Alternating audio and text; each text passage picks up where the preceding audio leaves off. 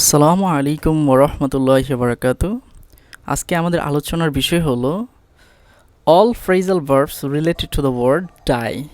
মানে হলো যে ডাই ভার্ব দিয়ে যত ধরনের ফ্রেজাল ভার্ব হয় বা গ্রুপ ভার্ব হয় এই বিষয়গুলো নিয়ে আজকে আলোচনা করব। আমাদের প্রতিযোগিতামূলক বিভিন্ন পরীক্ষা, যেমন অ্যাডমিশন পরীক্ষা, ব্যাংকের পরীক্ষা বা বিসিএস পরীক্ষা বা বিভিন্ন রকমের জবের যে পরীক্ষাগুলো আছে, সেই পরীক্ষাগুলোতে ডাই এই ভার্বের সাথে বিভিন্ন রকমের প্রিপোজিশন মিলে অনেক ধরনের প্রশ্ন আসে। যেমন ডাই বাই অর্থ কী, ডাই ফর অর্থ কী, ডাই অফ অর্থ কী, ডাই অ্যাওয়ে অর্থ কী, ইত্যাদি ইত্যাদি বিভিন্ন ধরনের প্রশ্ন আসতে দেখা যায়। সো আজকে এই বিষয়টা নিয়ে পূর্ণাঙ্গ আলোচনা করব এবং কখন কোন প্রিপোজিশন ডাইয়ের সাথে বসলে কী অর্থ হবে সেই বিষয়গুলো নিয়ে ডিটেলস আলোচনা করব। তাহলে চলুন শুরু করা যাক। ডাই এর সাথে কত ধরনের প্রিপোজিশন বা কী কী প্রিপোজিশন যুক্ত হয়ে কত ধরনের ফ্রেজাল ভার্ব গঠিত হয় এই বিষয়টা নিয়ে প্রথম বিষয় যেটা জানতে হবে সেটা হচ্ছে ডাই অর্থ হলে মারা যাওয়া। আমরা এটা সবাই জানি যে ডাই শব্দের অর্থ বা ভার্ব অর্থ হচ্ছে মারা যাওয়া বা মরে যাওয়া। ডাই ভার্বের সাথে অনেক ধরনের প্রিপোজিশন যুক্ত হয়ে ভিন্ন ভিন্ন ফ্রেজাল ভার্ব বা গ্রুপ ভার্ব গঠন করে এবং এদের প্রত্যেকটার অর্থ আবার আলাদা আলাদা। তাহলে চলুন ডাই নিয়ে যত ধরনের গ্রুপ ভার্ব হয় সেগুলোর অর্থ এবং উদাহরণস্বরূপ শিখে নেওয়া যাক। তাহলে আমরা প্রথমে শিখব ডাই বাই। ডাই ভার্বের সাথে প্রিপোজিশন বাই যুক্ত হয়ে ফ্রেজাল ভার্ব ডাই বাই হয়। ডাই বাই অর্থ কি? ডাই বাই অর্থ হলো আত্মহত্যা, দুর্ঘটনা, মহামারী বা কোনো সহিংসতায় মারা যাওয়া। তাহলে আত্মহত্যা, দুর্ঘটনা, মহামারী বা কোনো সহিংসতার মাধ্যমে মারা যাওয়া বোঝাতে ফ্রেজাল ভার্ব বা group verb die by use হয়। যেমন উদাহরণ দেখা যাক, হি ডাইড বাই সুইসাইড, যে যে সে সুইসাইড করেছে বা সে সুইসাইড করে মারা গিয়েছে। তাহলে খেয়াল করুন, সুইসাইড এটা হচ্ছে আত্মহত্যা করা। যেহেতু সে আত্মহত্যা করেছে তাই আমরা এখানে ডাইয়ের পরে প্রিপোজিশন ইউজ করেছি by, die by. He died by his own hand, যে সে নিজেই নিজেকে হত্যা করেছে অথবা সে নিজেই নিজের হাতে মারা গিয়েছে। কেউ যদি নিজেই নিজের হাতে মারা যায় তার মানে হচ্ছে সে সুইসাইড করেছে বা আত্মহত্যা করেছে। তাহলে এখানে যেহেতু আত্মহত্যা বোঝাচ্ছে তাই আমরা ডাইয়ের পরে প্রিপোজিশন ইউজ করেছি বাই। তেমনি হি ডাইড বাই পয়জন, যে সে বিষ খেয়ে মারা গেছে বা সে বিষক্রিয়াতে মারা গিয়েছে। তাহলে যেহেতু বিষের মাধ্যমে মারা গিয়েছে বা বিষ খেয়ে মারা গিয়েছে, এটাকে আত্মহত্যা বলা যায়। এই কারণে আমরা এখানে ইউজ করেছি die by. He died by knife, যে সে ছুরিক আঘাতে মারা গিয়েছে। সেটা সহিংসতার মাধ্যমে হতে পারে বা নিজেই নিজেকে ছুরি আঘাত করতে পারে। তাহলে যেহেতু ছুরিক আঘাত সে নিজেও নিজেকে করতে পারে বা অন্যের দ্বারাও হতে পারে। নিজেকে করলে আত্মহত্যা হবে বা অন্যের দ্বারা হলে সে সহিংসতাই হবে। সো এই কারণে এখানে আমরা ডাইড এরপরে প্রিপোজিশন ইউজ করেছি by. He died by hanging, যে সে ফাঁসিতে ঝুলে মারা গিয়েছে বা হচ্ছে সে নিজেই নিজের গলায় ফাঁস দিয়েছে। তার মানে নিজেই নিজের গলায় ফাঁস দিলে সেটা আত্মহত্যা হয়। এই কারণে আমরা প্রিপোজিশন ইউজ করেছি ডাই বাই বা ফ্রেজাল ভার্ব ডাইড বাই। তেমনি হি ডাইড বাই ভায়োলেন্স, যে সে সহিংসতায় মারা গিয়েছে। হি ডাইড বাই পেস্টিলেন্স অর্থ হচ্ছে মহামারী, যে সে মহামারীতে মারা গিয়েছে। তাহলে আমরা তো উপরে পড়েছি যে আত্মহত্যা, দুর্ঘটনা, মহামারী, সহিংসতায় মারা যাওয়া বোঝাতে ফ্রেজাল ভার্ব ডাই বাই হয় বা ডাইয়ের পরে প্রিপোজিশন বাই হয়। তাহলে এখানে সুইসাইড আত্মহত্যা, his own hand, poison, knife এগুলো দ্বারা আত্মহত্যা বা হ্যাঙ্গিং দ্বারা আত্মহত্যা বোঝায়, ভায়োলেন্স দ্বারা সহিংসতা বোঝায়, পেস্টিলেন্স দ্বারা হচ্ছে মহামারী বোঝায়। যেহেতু এগুলো বোঝাচ্ছে তাই এখানে ডাই এর পরে প্রিপোজিশন হয়েছে বাই। দ্বিতীয় নম্বরে আমরা পড়ব die away. Die away, die ভার্বের সাথে অ্যাওয়ে প্রিপোজিশন মিলে হয় ডাই অ্যাওয়ে। ডাই অ্যাওয়ে অর্থ কি? ডাই অ্যাওয়ে অর্থ হচ্ছে মিলাইয়া যাওয়া। যেমন উদাহরণ দেখা যাক, suddenly the sound died away in the distance, যে হঠাৎ করে দ্য সাউন্ড ডাইড অ্যাওয়ে, মানে শব্দটা মিলিয়ে গিয়েছে ইন দ্য ডিস্টেন্স, ওই দূরের দিকে, বা হঠাৎ করে সাউন্ডটা বা শব্দটা ওই দূর থেকে মিলিয়ে গিয়েছে বা মিলাইয়া গিয়েছে বা অদৃশ্য হয়ে গেছে। তাহলে যেহেতু এখানে মিলাইয়া যাওয়া বোঝাচ্ছে, এই কারণে আমরা ইউজ করেছি ডাই অ্যাওয়ে। তাহলে ডাই অ্যাওয়ে অর্থ কি? ডাই অ্যাওয়ে অর্থ হচ্ছে মিলাইয়া যাওয়া বা মিলিয়ে যাওয়া। 3 নম্বর আছে die of. Die of, die off অর্থ কি? ডাই অফ অর্থ হলো একে একে মারা যাওয়া। তাহলে die off O double F, ডাইয়ের সাথে যখন ও ডাবল এফ হবে তখন এর অর্থ হবে একে একে মারা যাওয়া, মানে একজনের পর একজন, একজনের পর একজন এরকম করে মারা যাবে। যেমন উদাহরণ, example, cattle died of in the village, যে ক্যাটলগুলো বা গ্রামের ক্যাটলগুলো একে একে মারা যাচ্ছে, বা গ্রামের যে গরুর বাছুরগুলো আছে সেগুলো একে একে মারা যাচ্ছে। তাহলে cattle died of in the village, died of, died of অর্থ হচ্ছে একে একে মারা যাওয়া। তাহলে cattle died of in the village এর অর্থ হচ্ছে যে গ্রামের ক্যাটলগুলো একে একে মারা যাচ্ছে।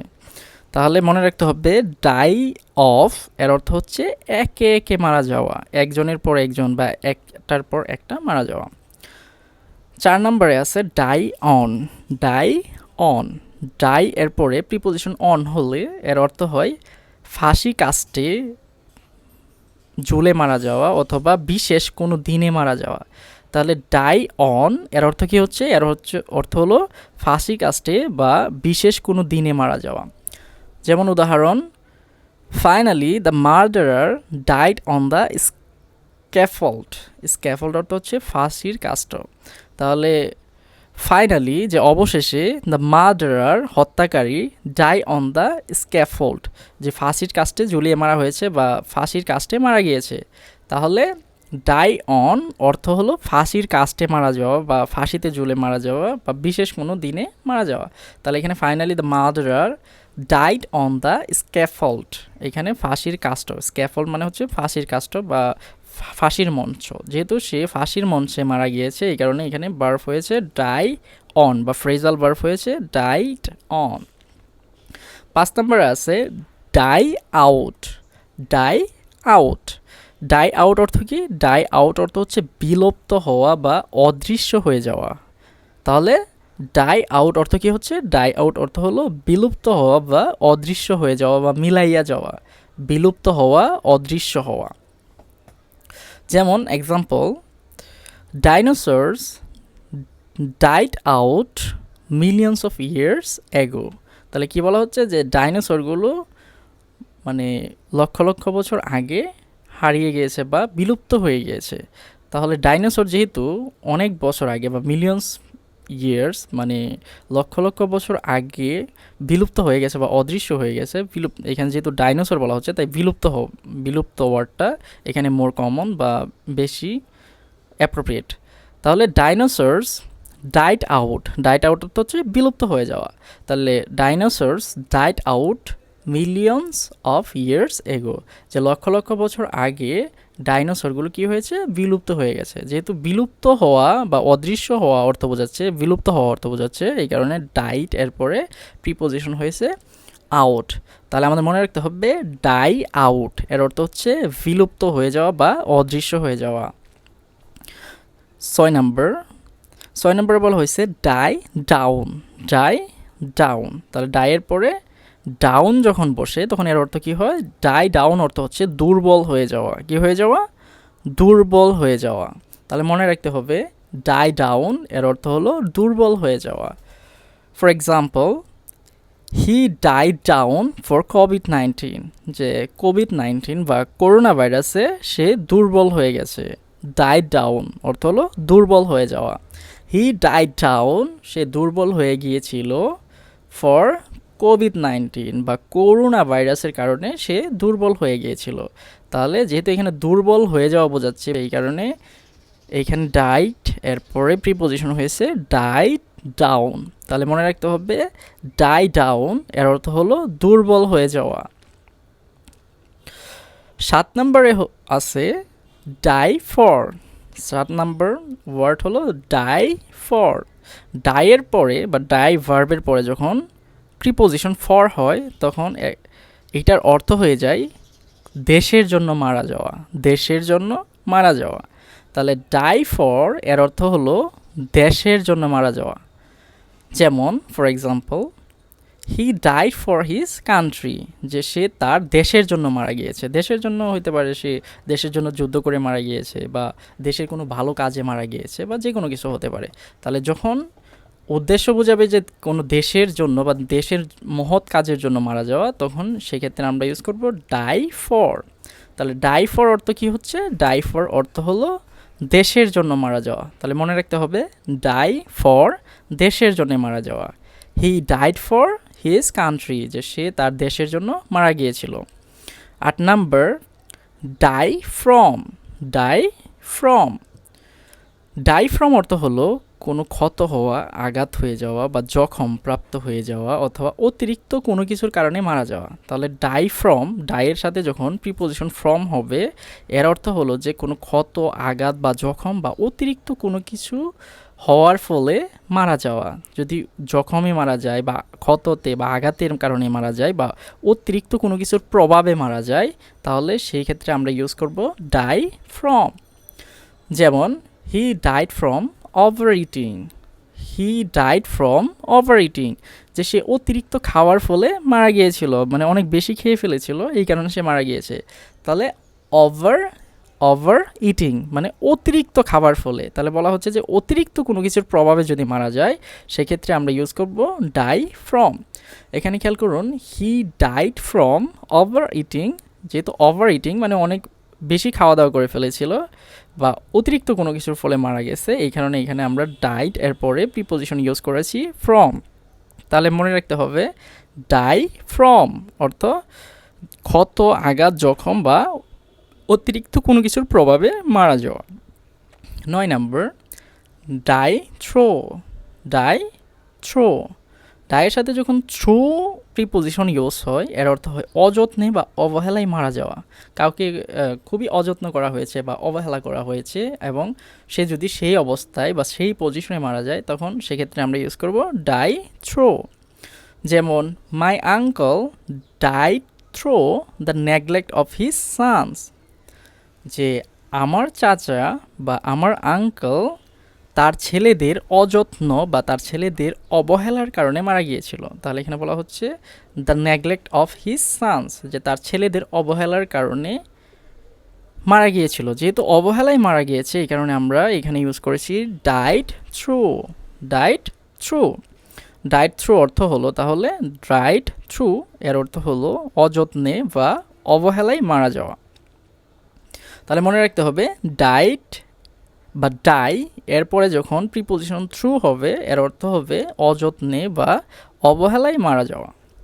10 number, die in. Die in, die ভার্বের পরে যখন প্রিপোজিশন ইন বসানো হবে, তখন এর অর্থ হবে কোনো যুদ্ধে, দরিদ্রতায়, ঘুমের মধ্যে, শান্তিতে বা কোনো কর্মরত অবস্থায় মারা যাওয়া। তাহলে খেয়াল করুন এখানে কতগুলো বিষয় বলা হয়েছে। প্রথমে বলা হয়েছে যদি যুদ্ধে কেউ মারা যায়, কোনো যুদ্ধে মারা যাওয়া বোঝাতেও ডাই ইন হবে। দরিদ্রতায় বা কেউ যদি ঘুমের মধ্যে মারা যায়, তাও ডাইয়ের পরে প্রিপোজিশন হবে ইন। যদি শান্তিতে কেউ মারা যায়, তাহলেও ডাইয়ের পরে হবে ইন।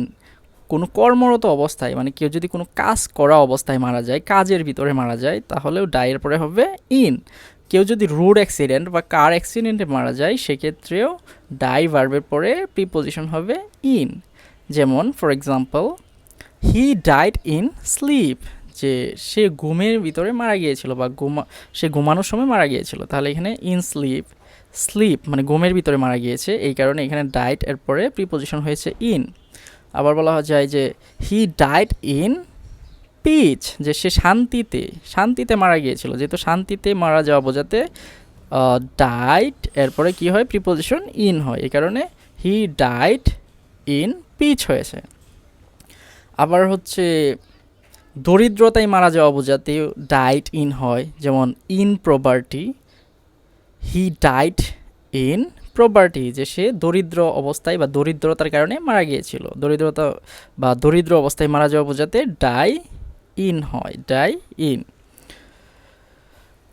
আবার হি ডাইড ইন ব্যাটল, যে সে যুদ্ধে মারা গিয়েছিল বা যুদ্ধের ফিল্ডে মারা গিয়েছিল। তাহলে যুদ্ধে মারা যাওয়া বা যুদ্ধের ফিল্ডে মারা যাওয়া বোঝাতে ডাইয়ের পরে প্রিপোজিশন হয় in. 11 number, die of, die of.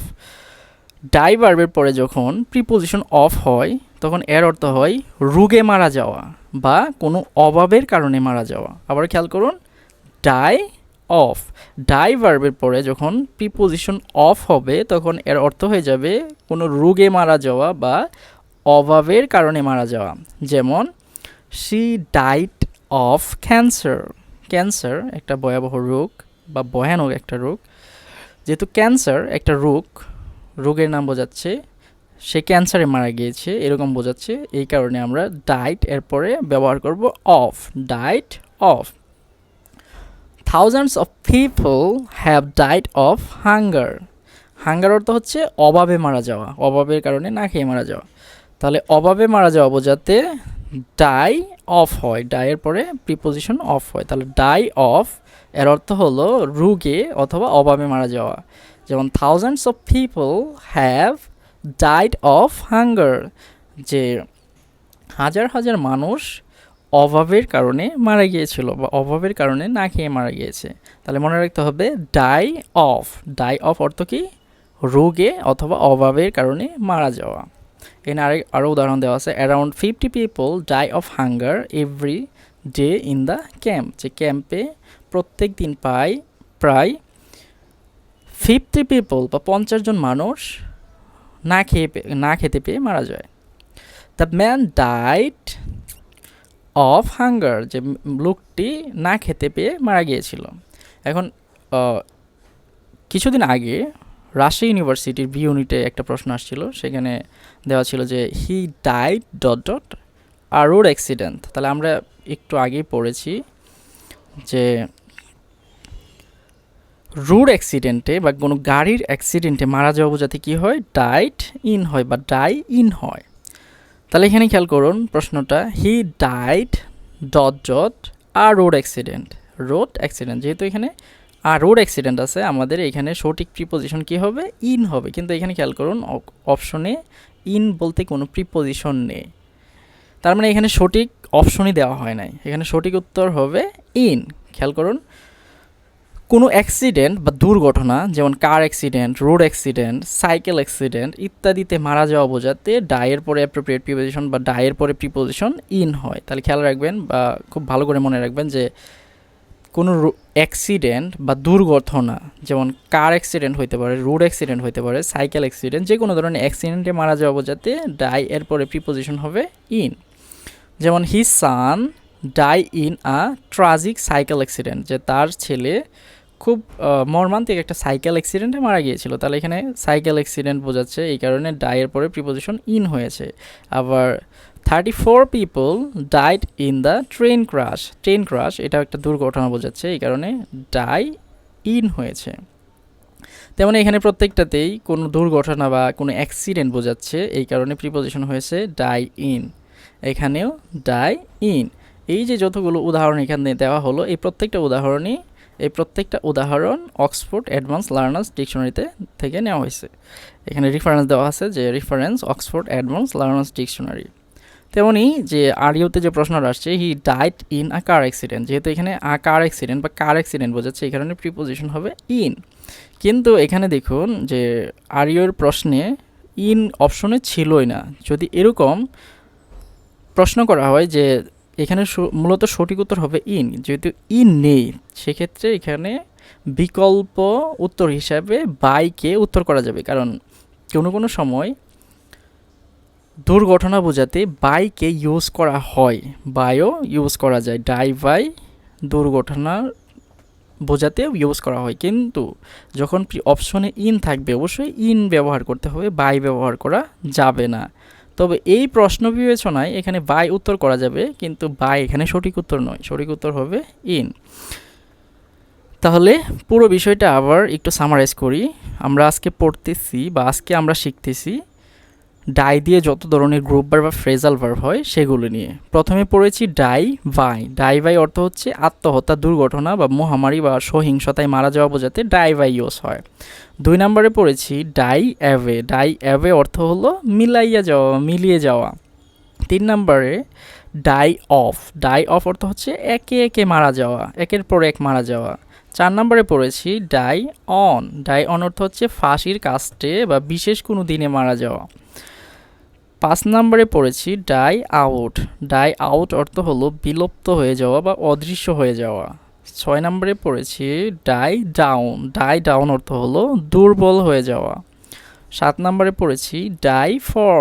Die for অর্থ হলো দেশের জন্য মারা যাওয়া, দেশের কোনো কাজে বা উদ্দেশ্যে মারা যাওয়া বোঝাতে ডাই ফর হয়। Die from. ডাই ফ্রম অর্থ হলো ক্ষত, আঘাত বা জখম বা অতিরিক্ত কোনো কিছুর প্রভাবে মারা যাওয়া। 9 নম্বর হলো ডাই থ্রু। ডাই থ্রু অর্থ হলো অযত্নে, অবহেলায় মারা যাওয়া। 10 নম্বর ডাই ইন। ডাই ইন অর্থ হলো যুদ্ধে, দরিদ্রতায়, গুমের মধ্যে, শান্তিতে, কর্মরত অবস্থায় বা কোনো রোড অ্যাক্সিডেন্ট বা গাড়ি অ্যাক্সিডেন্টে মারা যাওয়া। 11 নম্বরে পড়েছি ডাই অফ। কোনো ধরনের রোগে মারা যাওয়া বা অভাবের কারণে মারা যাওয়া বোঝাতে ডাই অফ হয়। তাহলে আজকের ক্লাস এই পর্যন্তই। আশা করি পুরো ক্লাসটা আপনাদের জন্য অনেক হেল্পফুল ছিল। এই ধরনের আরও গুরুত্বপূর্ণ ইংলিশের গুরুত্বপূর্ণ ক্লাস পেতে আমার চ্যানেলটা সাবস্ক্রাইব করে আমার পাশে থাকবেন। ধন্যবাদ। আসসালামু আলাইকুম ওয়া রাহমাতুল্লাহি ওয়া বারাকাতুহু।